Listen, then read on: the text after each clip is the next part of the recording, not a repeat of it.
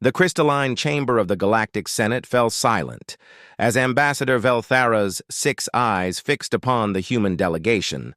Her chitinous exoskeleton gleamed under the bioluminescent ceiling as she delivered what the Senate considered their final mercy: species designation, human, planet designation, Terra 3. You have 72 standard cycles to surrender your armaments and submit to Galactic Confederation oversight. Her mandibles clicked with authority. This is non-negotiable, Captain. Cairo Voss remained motionless in his midnight blue uniform, his weathered face betraying nothing.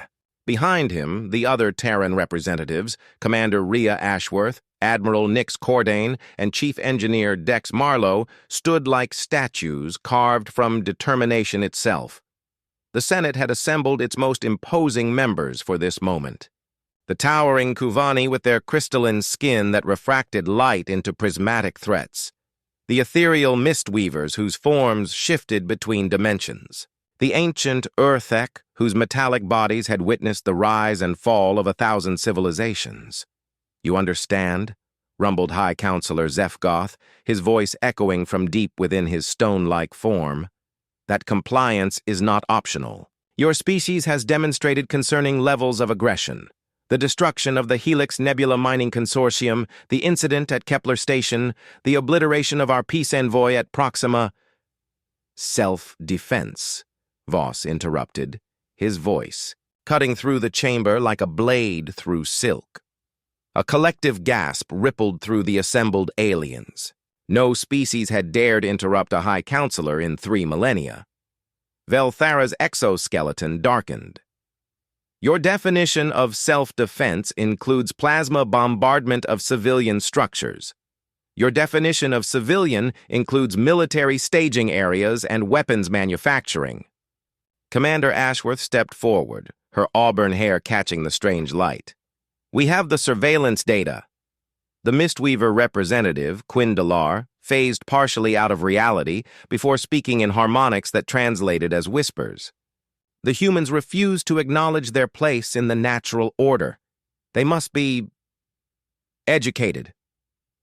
Admiral Cordain, whose silver hair spoke of battles fought in the void between stars, allowed herself a thin smile. Educated? We've been students of war since we crawled from our caves. What curriculum did you have in mind? The temperature in the chamber seemed to drop several degrees. Chief Engineer Marlowe adjusted his thick-rimmed glasses and consulted a handheld device.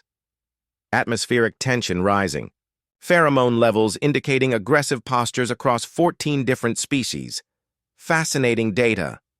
This is not a negotiation, Zefgoth declared, his words carrying the weight of geological ages. Submit or be submitted. The Confederation has pacified over 9,000 species. You are not special. Voss took a single step forward, and every weapon in the chamber, both visible and concealed, trained on him. He smiled, and it was not a pleasant expression. 9,000 species, he repeated slowly. And how many of them fought back? None, Velthara said with pride. They recognized the futility. Then you've never fought a species like us. Voss's eyes swept the chamber, meeting the gaze of every being present. You want to know what makes humans special? We don't recognize futility. We weaponize it. The silence that followed stretched like a taut wire ready to snap. 72 cycles, Zefgoth said finally.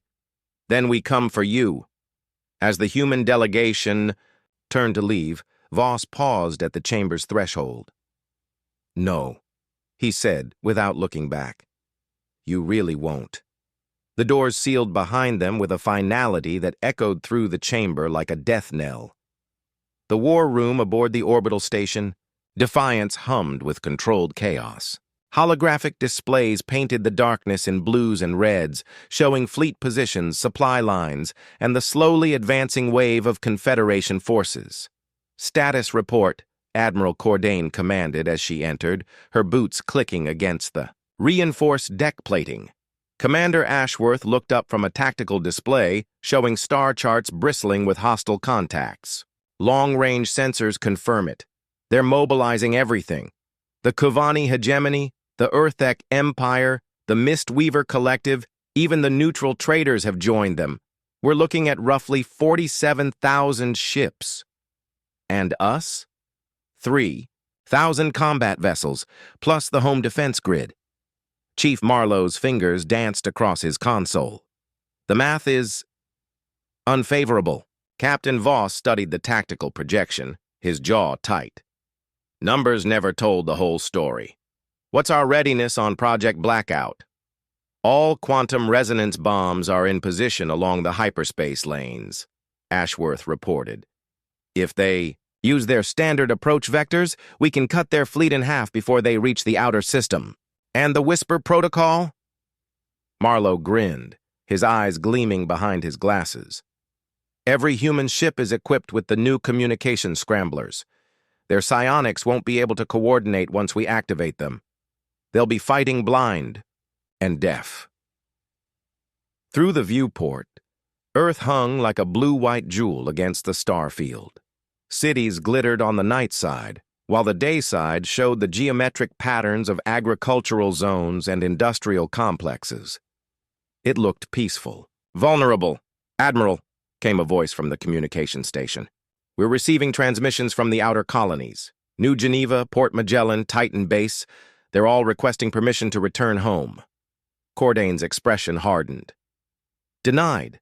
They stay put and maintain calm silence. If this goes badly, humanity needs survivors." "Ma'am, they're saying they'd rather fight and die here than hide." "I said denied!" The Admiral's voice cracked like a whip. "This isn't about glory or honor. It's about survival of the species." Voss placed a hand on her shoulder. "Nix, they're not wrong.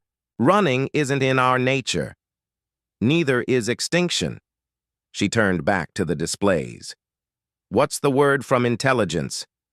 "Surveillance drones confirm the Confederation believes this will be a simple pacification operation," Ashworth reported. "They're treating it like a police action, not a war. Standard formations, predictable tactics. They expect us to surrender after the first demonstration of force." "Then they don't know us very well," Marlowe muttered. "That's what we're counting on."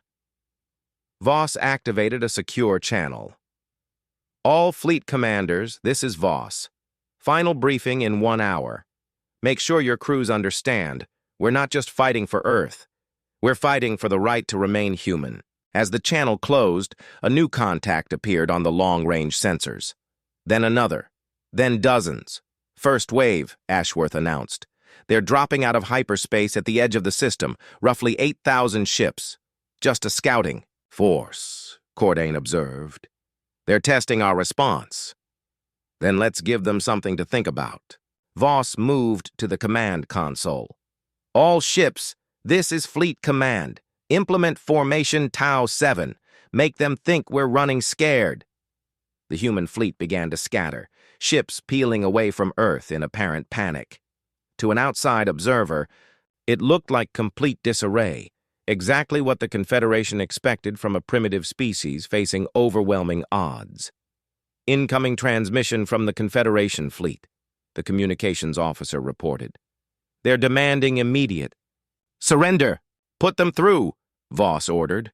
The main screen flickered to life, showing Ambassador Velthara aboard what was obviously a command vessel. Her compound eyes glittered with satisfaction. "Captain Voss, I trust you can see the futility of resistance. Surrender now, and your species will be granted laborer status within the Confederation." "Generous," Voss replied dryly. "Counteroffer, withdraw now, and we won't have to demonstrate why 47 civilizations couldn't conquer one." Velthara's mandibles clicked in what humans had learned to recognize as laughter. "Your bravado is admirable but pointless. We outnumber you 16 to 1. 16 to 1, Voss mused. "Almost sporting odds." He leaned forward. "Tell me, Ambassador, has your intelligence briefing mentioned what humans call the Pyrrhic principle?" "I am unfamiliar with that concept." Voss smiled. "You will be. The Confederation's advance fleet moved through the outer system like a steel tide, their ships gleaming with the arrogance of inevitable victory. Admiral HFY of the Kuvani observed the scattered human vessels with something approaching pity. "Pathetic," he rumbled to his tactical officer. "They flee before we even fire a shot. This will be over within the cycle." On his screens, human ships continued their apparent retreat toward the inner planets, their formations ragged and uncoordinated. It was exactly what the Confederation's military doctrine predicted. Panic followed by collapse. "Sir," the communications officer reported, "we're detecting some kind of interference with long-range channels. Our psionic coordinators are having difficulty maintaining fleet cohesion." "Minor technical difficulties," HFY dismissed. "Press the advance. Signal the fleet to maintain formation and prepare for orbital bombardment of the primary world." What he didn't notice was the subtle shift in human ship positions. The seemingly random flight paths were carefully calculated, drawing the Confederation fleet deeper into the system while simultaneously herding them toward specific coordinates.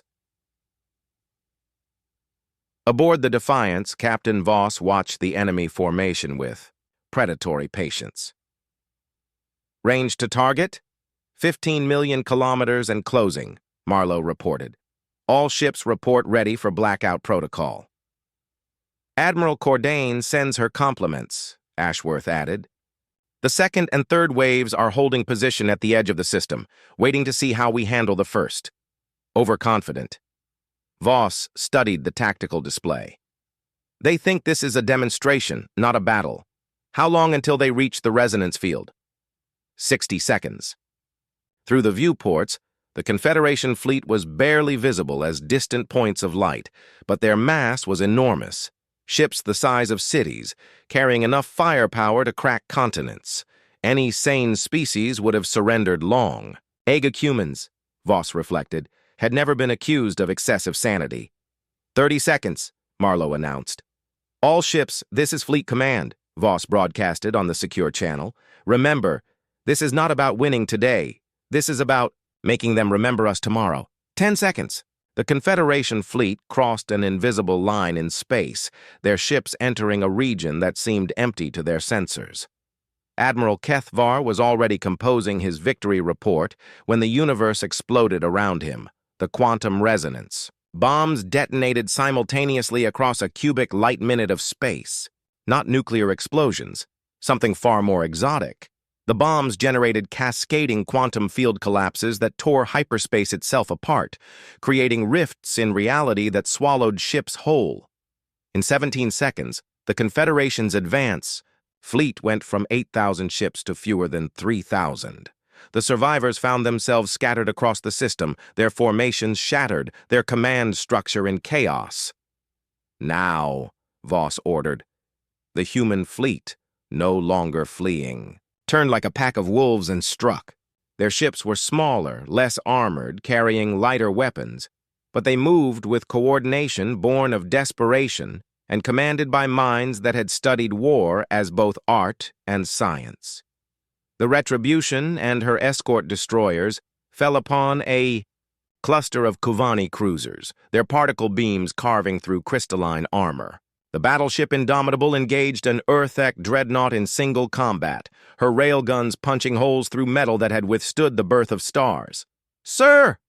Admiral HFY's tactical officer screamed over the chaos. "We're reading massive energy signatures throughout the system. The humans have weapon platforms we didn't detect." The platforms had been hidden in asteroid fields, disguised as mining equipment and research stations. Now they revealed themselves, adding their firepower to the growing maelstrom. Fusion missiles streaked through space like deadly stars, seeking targets among the confused alien vessels. But it was the Whisper Protocol that truly crippled the Confederation forces. Their psionic communication network, the system that had coordinated fleets across the galaxy for millennia, went completely silent. Ships found themselves isolated, unable to call for help or coordinate responses. "This is impossible," HFY muttered as his flagship shuddered under human fire. "They're primitives. They barely understand hyperspace technology." His science officer, a mistweaver whose form flickered with distress, managed to speak through harmonics corrupted by interference. "Admiral, I believe we have severely underestimated their combat doctrines." Another human ship, a heavy cruiser called Vengeance, swooped past the bridge in a maneuver that should have been impossible for something that size. Its weapons lit up the void as they carved through a Kuvani battleship's shields. "All ships," Kethvar ordered, "retreat to—" The communication cut off as Defiance herself appeared off his starboard bow, her guns already trained on his bridge. "Admiral Kethvar of the Kuvani hegemony," came Captain Voss's voice over the emergency channel. "Your fleet is broken. Your communication is severed. Your surprise is gone. I offer you one chance to withdraw." "We outnumber you still," Kethvar snarled. "Numbers," Voss replied, and Kethvar could hear the smile in the human's voice. "You keep mentioning numbers. Let me teach you about human mathematics." The Defiance opened fire. The second wave of the Confederation fleet held position. At the system's edge, their commanders struggling to comprehend the destruction they were witnessing. Admiral Silandra of the Mistweavers shifted between dimensions, her ethereal form rippling with uncertainty. "Report," she demanded of her tactical coordinator. "The first wave has been neutralized," came the response through harmonics twisted by disbelief. "Casualty estimates at 67%. The surviving ships are in full retreat." "Impossible. The humans possess no technology capable of—" "Admiral," interrupted her science officer, a being whose form existed partially in several realities simultaneously. "We're receiving a transmission from the human fleet. It's addressed to the entire Confederation." Silandra's essence coalesced into something approaching solid form. "Display it," the main viewer activated, showing Captain Voss standing on what was clearly the bridge of a human warship. Behind him, through the viewports, the wreckage of Confederation vessels drifted like metallic snow against the stars. "I am Captain Cairo Voss of the Terran Defense Force," he began, his voice carrying across space to every Confederation ship in the system. "You came here expecting to find a species ready to kneel. Instead, you found something your intelligence files failed to mention. We don't know how to kneel." The camera pulled back slightly, revealing Admiral Cordain and Commander Ashworth flanking him. All three looked exactly like what they were, professional soldiers who had just won their first battle and were already planning their next. "The Galactic Senate offered us peace through submission," Voss continued. "We reject that offer. We propose an alternative. Peace through mutual respect, established through superior firepower." Admiral Silandra's form flickered with what humans would have recognized as nervous energy. Around her, her bridge crew worked frantically to analyze the tactical data from the first wave's destruction. "You see the debris around us," Voss said, gesturing toward the viewports. 8,000. Ships reduced to scrap in less than an hour. Not through superior numbers or overwhelming technology, but through superior doctrine and the will to use it. "Sir," whispered Silandra's tactical officer, "long-range sensors are detecting movement throughout the inner system. The humans appear to be repositioning their entire fleet. For those of you in the second and third waves," Voss's broadcast continued, "I want you to understand something fundamental about human nature. We don't fight because we hate what's in front of us. We fight because we love what's behind us." The sea, camera shifted to show Earth through the bridge's main viewport, a blue-white marble that seemed almost impossibly beautiful against the void. That planet represents 8 billion human beings who have never bowed to anyone, who chose to reach for the stars rather than accept the limitations of their birth. You want to make them kneel? You want to strip them of their independence and reduce them to servitude? Voss's expression hardened into something that made several alien bridge crews take involuntary steps backward. "Then you'll have to go through us. All of us. Every ship, every station, every human with a weapon and the will to use it. And I promise you, we will make you remember the cost." The transmission shifted to show tactical data, fleet positions. weapon capabilities, defensive installations, information that should have been classified at the highest levels. This is not a bluff, Admiral Cordain stepped into frame. We're showing you our capabilities because we want you to make an informed decision. Withdraw now, and today's losses are the end of it. Continue this assault, and we'll demonstrate why 47 civilizations failed to conquer one world. Commander Ashworth moved to a tactical display. For those of your analysts calculating odds, consider this. We've been fighting each other for 10,000 years. We've perfected every possible form of warfare from fists to fusion bombs. We study conflict the way your species study art. Sir, Silandra's science officer reported urgently, we're detecting massive energy buildups throughout the system. Whatever weapons they used against the first wave, they're preparing to use them again. On the screen, Voss stepped forward, one final time. To the Galactic Senate who demanded our submission, humans don't surrender. We adapt. We overcome. We find a way, or we make one. He paused, his eyes seeming to look directly at every being watching. You wanted peace. We're prepared to give it to you, on our terms. Withdraw your fleets, recognize Earth's sovereignty, and establish diplomatic relations as equals. These are our conditions. And if we refuse? The question came from Admiral Korthek of the Third Wave, transmitted on an open channel. Voss smiled, and it was the expression of a predator that had just realized it was stronger than expected. Then we'll teach the galaxy a new word, human, and trust me, it's a lesson you'll never forget.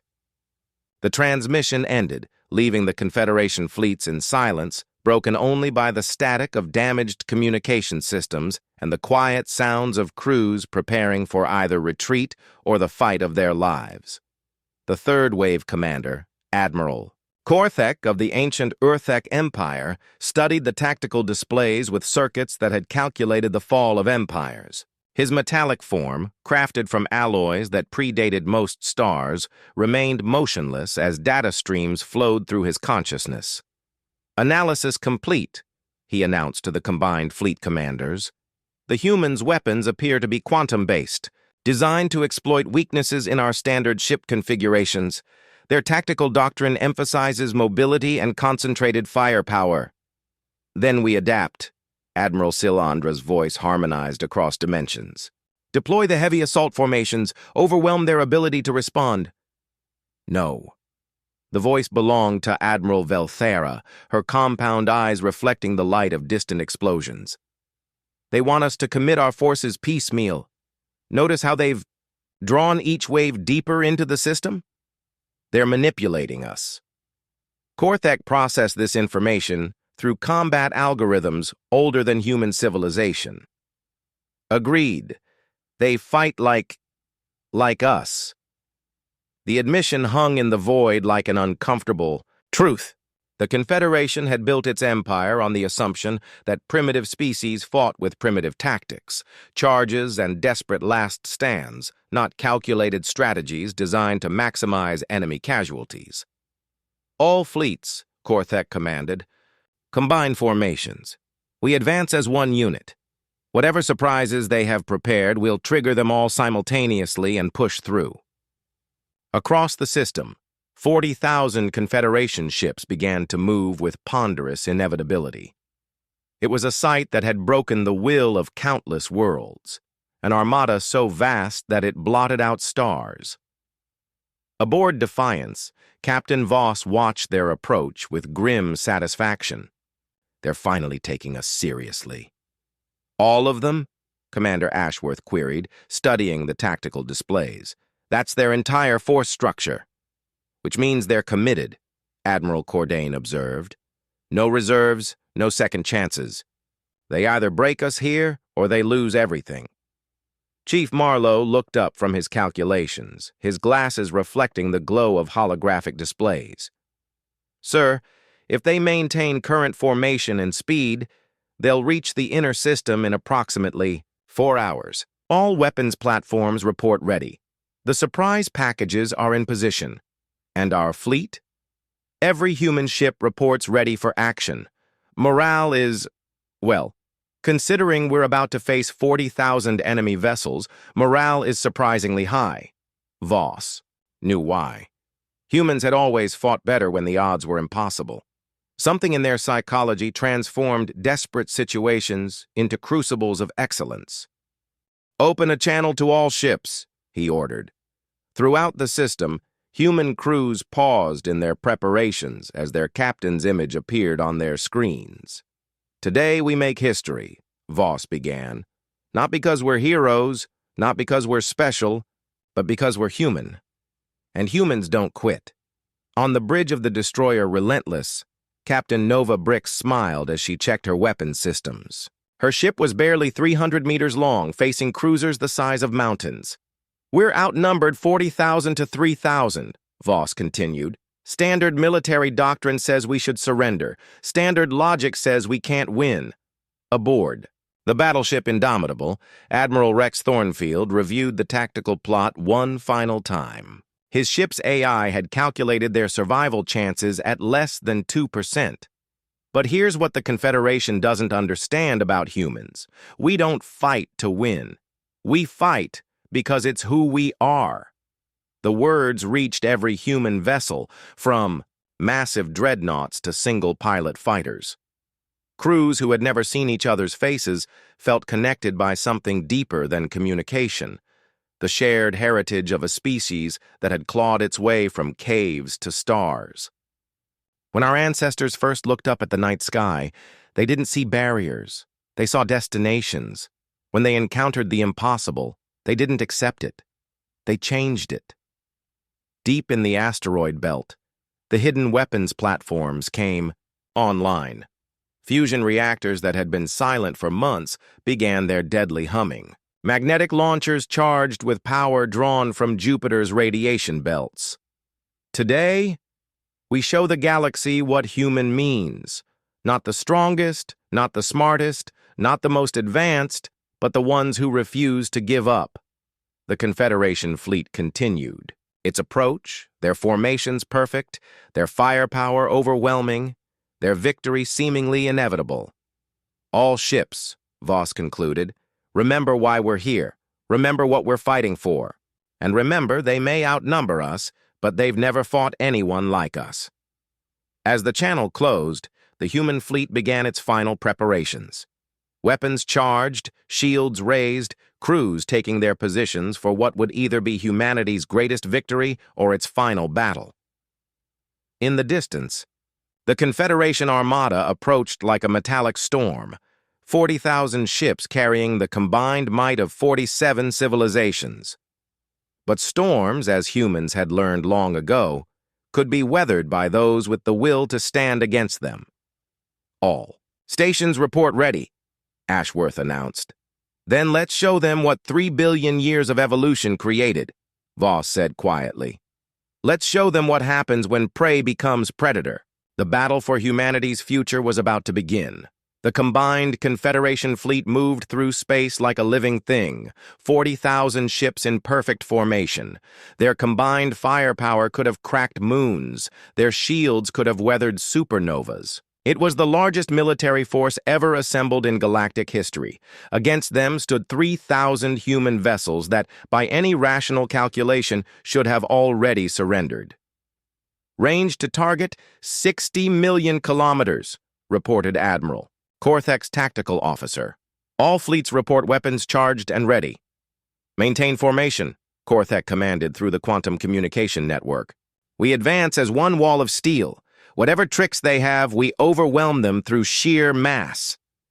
But the humans had spent the intervening hours well. As the Confederation approached, they found themselves flying into a carefully prepared trap that spanned half the solar system. The first surprise came from the asteroid belt. What the aliens had dismissed as mining equipment revealed itself as weapons platforms of staggering size. Magnetic accelerators kilometers long began launching, projectiles at significant fractions of light speed. "Incoming kinetic bombardment," Admiral Sil Andra's science officer warned as relativistic projectiles streaked toward the fleet. "Impact in 47 seconds." The Confederation ship's shields flared as they absorbed impacts from tungsten slugs, moving at 12% of light speed. Most deflected the projectiles, but the sheer kinetic energy involved staggered even the largest vessels. "Return fire," Korthek ordered. "Eliminate those platforms." Particle beams and plasma torpedoes lanced out toward the asteroid belt, only to find their targets protected by defensive fields that bent the weapons' paths harmlessly into space. "Impossible," muttered Admiral Velthera as her tactical displays updated. "Those field generators require massive power inputs. How are they—" Her question was answered as Jupiter's radiation belts flared with artificial lightning.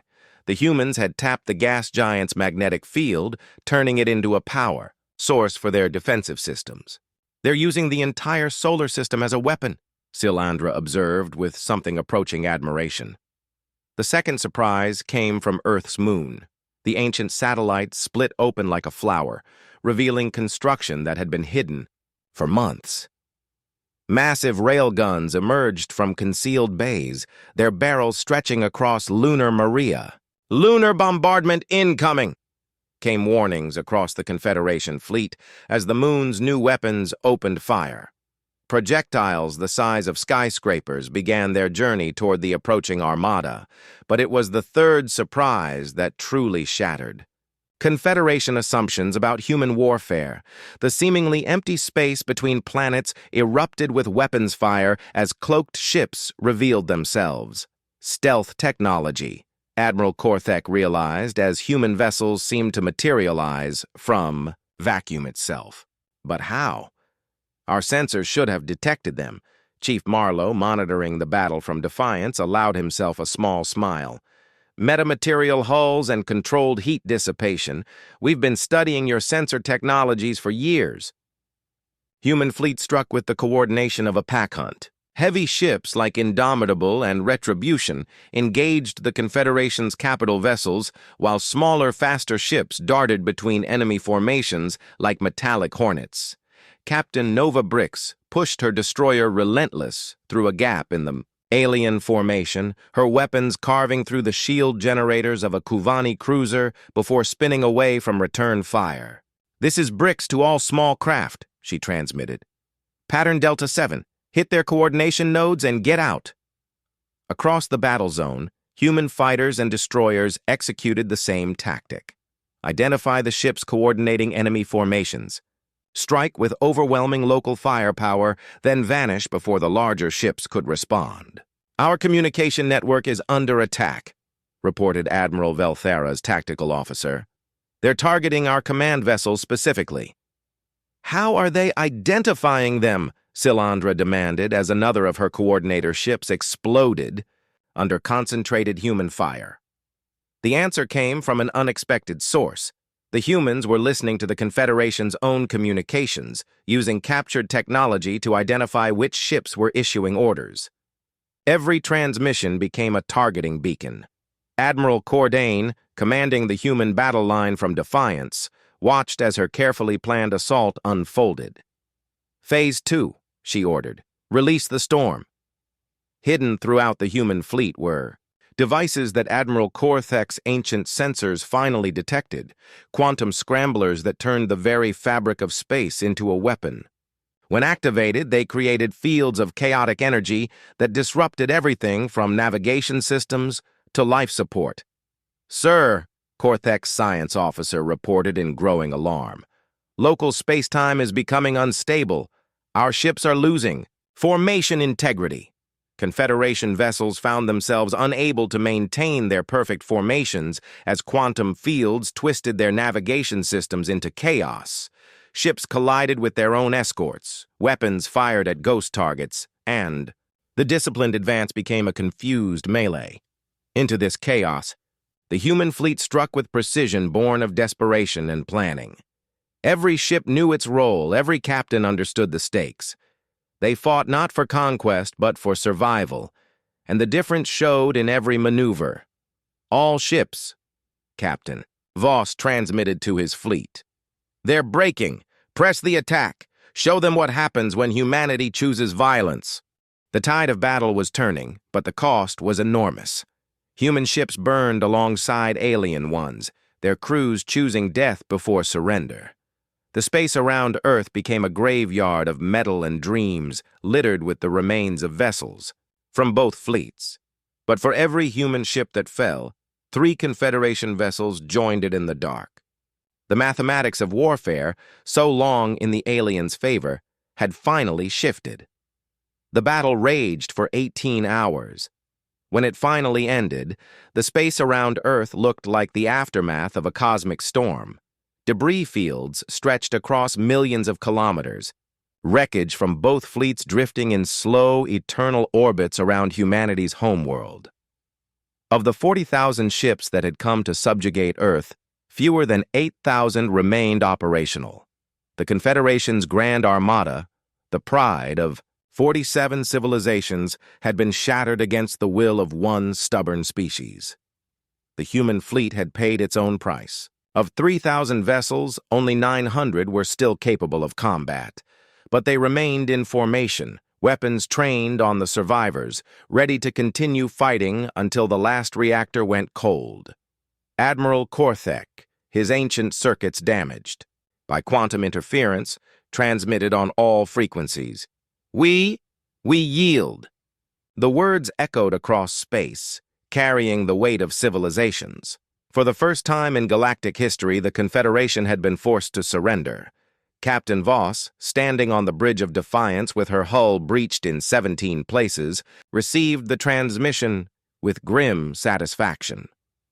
Around him, his crew continued their duties despite injuries and exhaustion, their faces marked by the smoke of burning systems and the determination of those who had stared into the abyss and made it blink first. "Signal all Confederation vessels," he ordered.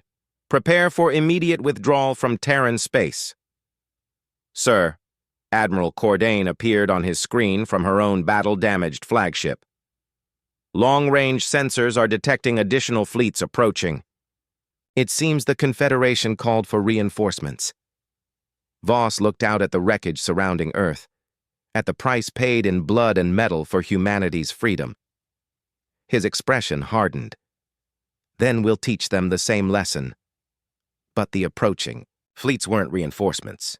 They were evacuation vessels sent to retrieve the survivors of what would become known throughout the galaxy as the Battle of Sol. The Confederation had finally encountered something it couldn't understand, couldn't predict, and couldn't defeat. 3. Months later, Ambassador Velthara stood once again in the crystalline chamber of the Galactic Senate. But this time, she was not delivering ultimatums. She was presenting surrender terms. "The humans have agreed to a ceasefire," she reported to the assembled representatives, "in exchange for recognition of Earth's sovereignty and establishment of formal diplomatic relations." High Counselor Zefgoth, his stone-like features marked by fractures that hadn't been there before the battle, rumbled his response. "And their demands?" "Minimal," Velthara admitted. "They want to be left alone. No tribute, no oversight, no interference in their internal affairs. They're willing to engage in trade and cultural exchange, but as equals." "Equals?" The Mistweaver representative, Quindalar, phased in and out of reality with agitation. "They're a single world against 47 civilizations." "A single world that just destroyed our finest fleet," Velthara pointed out. "A single world that demonstrated technologies and tactics we didn't know existed. A single world that fought 8-to-1 odds and won." The chamber fell silent as the implications sank in. The Confederation's entire philosophy was built on the assumption that might made right, that superior numbers and technology guaranteed victory. Humanity had shattered that assumption with fusion fire and quantum storms. "What do we know about their military capabilities now?" asked an Earthek representative. "Very little," Velthara admitted. "Our analysis suggests they were operating at perhaps 30% of their total capacity. The weapons platforms in their outer system remain intact. Their industrial base is undamaged. And our intelligence indicates they've been preparing for this conflict for decades." "Decades?" Zefgoth's voice carried harmonics of disbelief. "They've known about us for decades?" It appears they've been monitoring our communications and studying our military doctrine since their first radio telescopes detected us. They've spent generations preparing for contact, assuming it would be hostile. The revelation sent shockwaves through the assembly. The humans hadn't just defended themselves, they had anticipated, planned, and prepared for a war that wouldn't come for decades. There's more, Velthera continued. Their captain, Voss, sent a personal message to the Senate. The main display activated, showing the human commander. He looked exactly as he had during the battle, calm, professional, and absolutely uncompromising.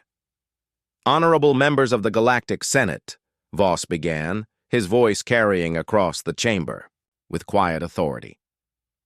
You came to our world seeking submission. Instead, you found something your databases couldn't quantify, the human spirit. Behind him, Earth was visible through the viewport, blue and beautiful and free. We don't seek dominion over other worlds. We don't desire to conquer or subjugate, but we will never, never bow to those who would strip us of our freedom. His eyes seemed to look directly at every being in the chamber. We offer peace, trade, and friendship to all who approach us as equals, but to those who come as conquerors. The image shifted to show the debris field around Earth. Thousands of wrecked ships, testament to the price of underestimating humanity. Well, you've seen what happens to conquerors. The transmission ended, leaving the Senate chamber in profound silence. Finally, High Counselor Zefgoth spoke, his ancient voice carrying the weight of civilizations.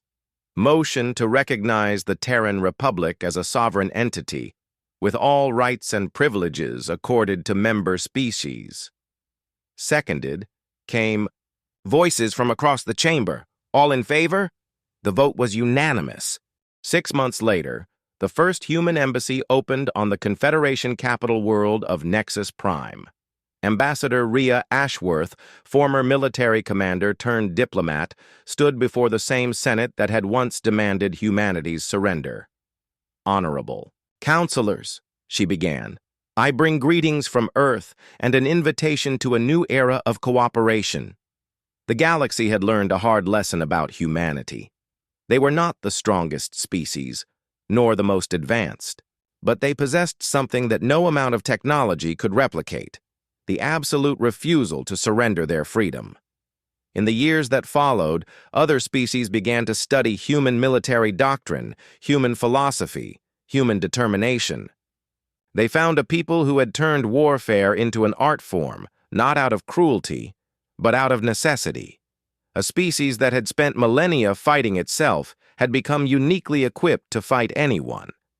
The Galactic Senate had wanted peace through subjugation. Instead, they discovered peace through respect. Respect earned at the point of human weapons and maintained through the promise that those weapons would never be used against those who came in friendship. Earth remained free.